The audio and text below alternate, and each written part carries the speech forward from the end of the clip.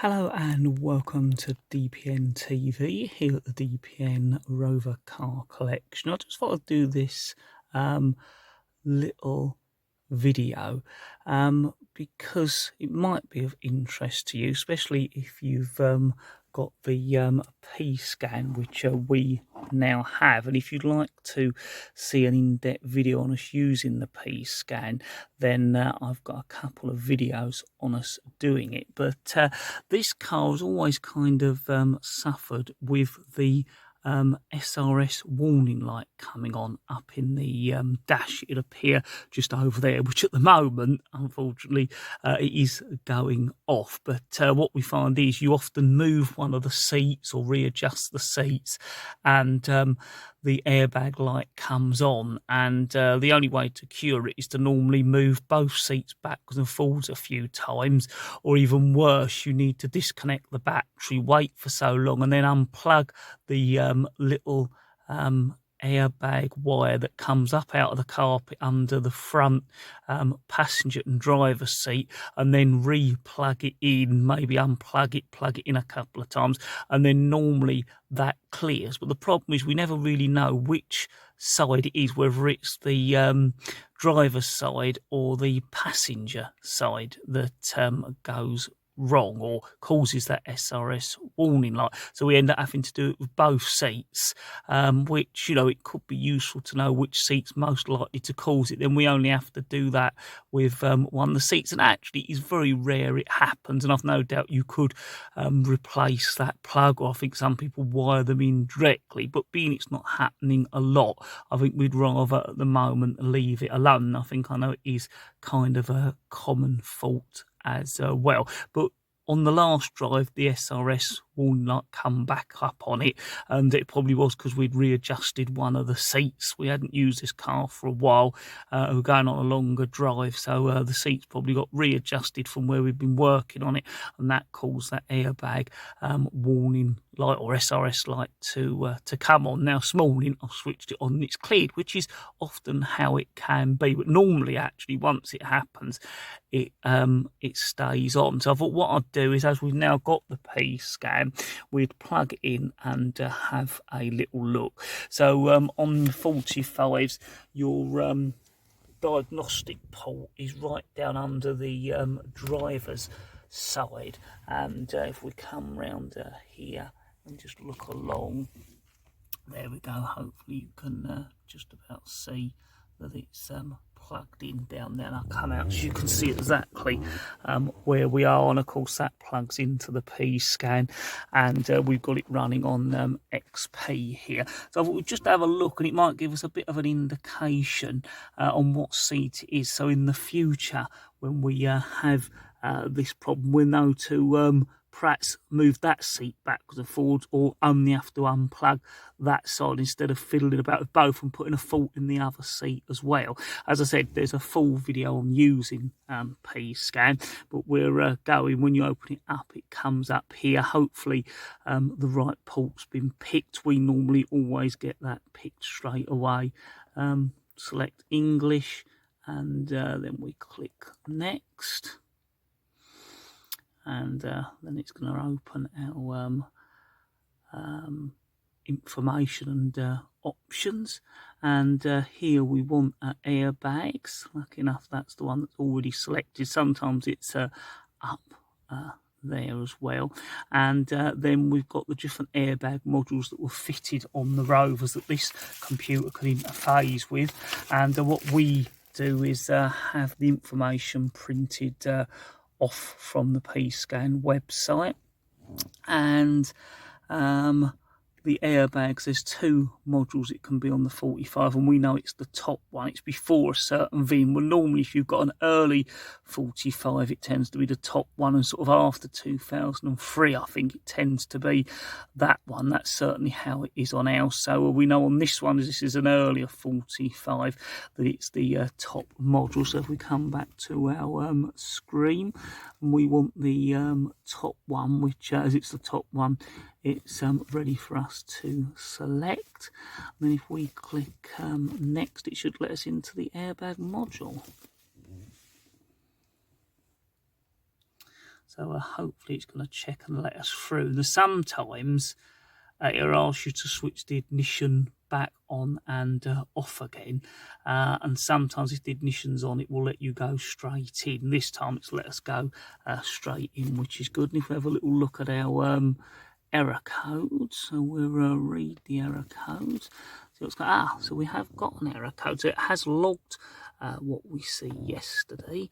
If we have a little look there, one error code, and it's saying it's the side airbag front, and it's the left open circuit. Now I'm assuming as you're sitting in the right hand side of the car when you're driving, the left is going to be the passenger seat when it says the left seat. So that is useful. So that means that it's the passenger seat that must normally have the problem. I know it is normally only one seat that does it, and actually in the past where we've moved about, that was my my guess, but it's nice to know for definite. As I said, since we've had the pscan, it's the first time we've had that warning light up, which we've had the pscan over a year now, so that tells you how infrequent that problem is. But I thought as it had come up yesterday, it was well worth having a look. So in the future we know that it's likely to be the passenger seat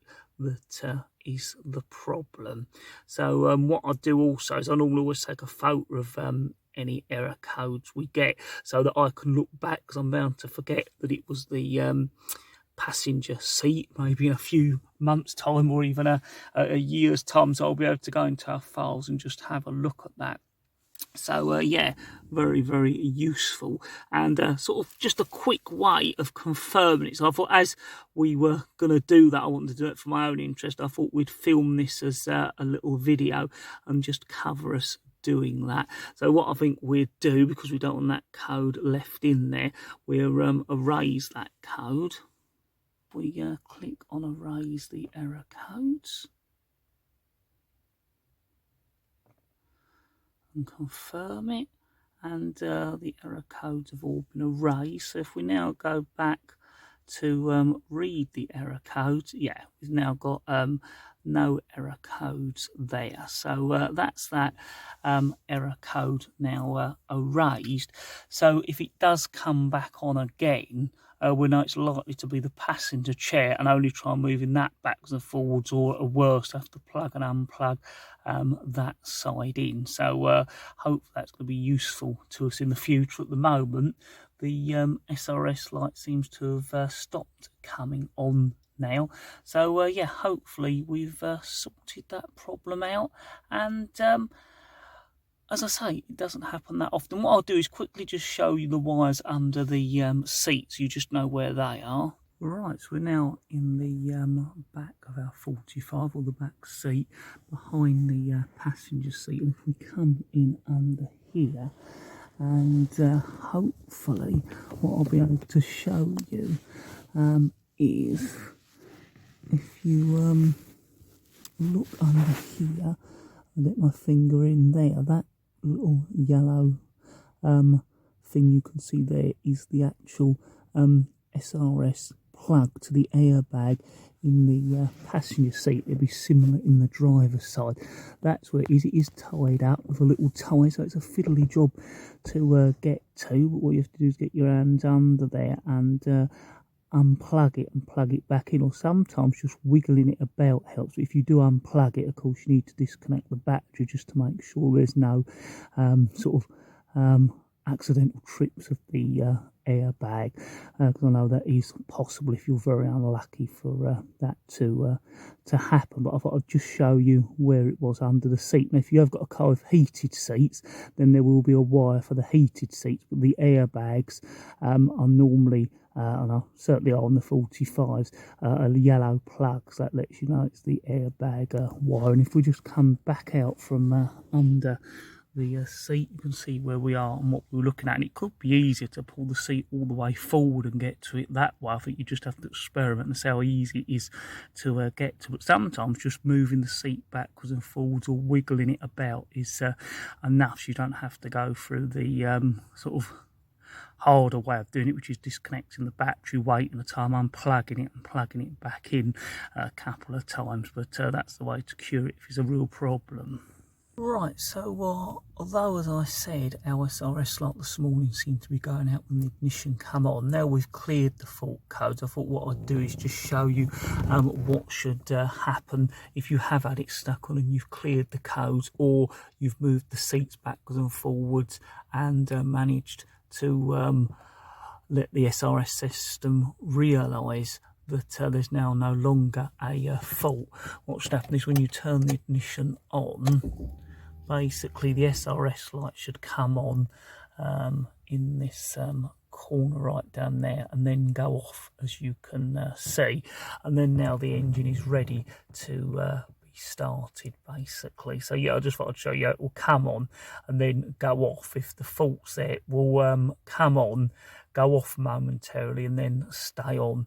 And as I say, we've covered how to sort of sort those problems out, and there is a video I did covering in a little bit more detail, but we didn't have the pscan before. But as I say, I just thought I'd show you how the warning lights worked.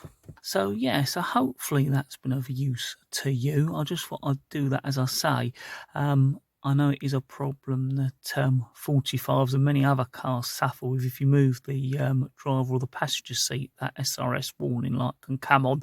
I know it's a fairly simple thing to solve. As I said, this is the only car that really does it on in our collection, and the last time it did it was over a year ago, so it's not a real major problem. But as it came up and we've now got the pscan, I thought I'd do it to show you, and also so that we now know that it probably is likely is the passenger seat, which we did expect or did suspect but couldn't confirm, and that's just helped us to confirm it. And that's one of the usual things with a diagnostic tool, is normally there are other ways of diagnosing it, or you can guess, but something like the pscan or a diagnostic tool can just help you sort of confirm your diagnosis or get a little bit more detail on the problem you've got, that may help you with it now or in the future. As always, thank you very much for watching. Don't forget to look at our other videos.